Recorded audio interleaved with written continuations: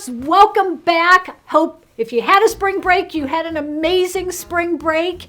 And yep, for better or worse, this is what I look like.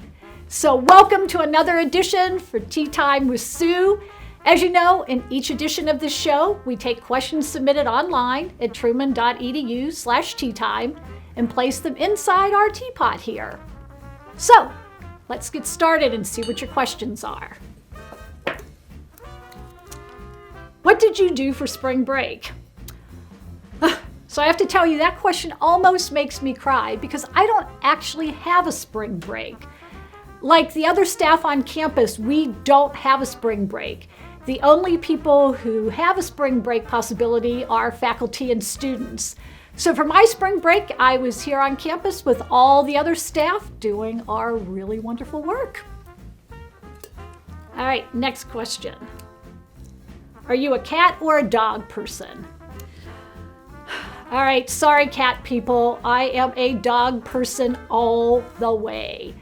So I had a yellow lab named Louie who lived to about 11 and a half years. And I have to tell you, he was the smartest dog on the face of this earth. I think he was a 3-year-old stuck in a dog's body, right? He knew all of his toys. He could get them by name. And whenever I'd walk in the door, he acted like I was the most amazing person that walked the face of the earth. So hands down, I am absolutely a dog person.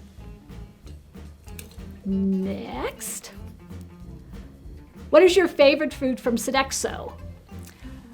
Okay, so all of you who focus on healthy eating, everybody in health and exercise science, I'm afraid I'm going to disappoint you by telling you that probably my favorite foods in Sodexo are the maple bacon donuts and the mac and cheese pizza. I absolutely love carbs and sweets and fats, and all those two foods are fabulous in all of those areas. So, yep, maple bacon donuts and mac and cheese pizza. And do you have a favorite Girl Scout cookie? So, given what I just told you about my favorite Sodexo beats, or my favorite Sodexo foods, right? You may not be surprised to know that I really like Girl Scout cookies too. And so my favorite is the tag-along. That's the one with the peanut butter covered with all the chocolate, where you get about 3 cookies to the box these days, but they are absolutely worth it. And I will put a little plug in. So I sit on the Girl Scouts of Eastern Missouri board. And so one of the ways that troops make their money, and it's really important for our rural troops, is by selling cookies. So I encourage all of you, if you see Girl Scout cookies being sold, please buy a box and support our local girls. And how come there is no representation of Pluto in the library sculpture exhibit? Okay, so here's my understanding about that.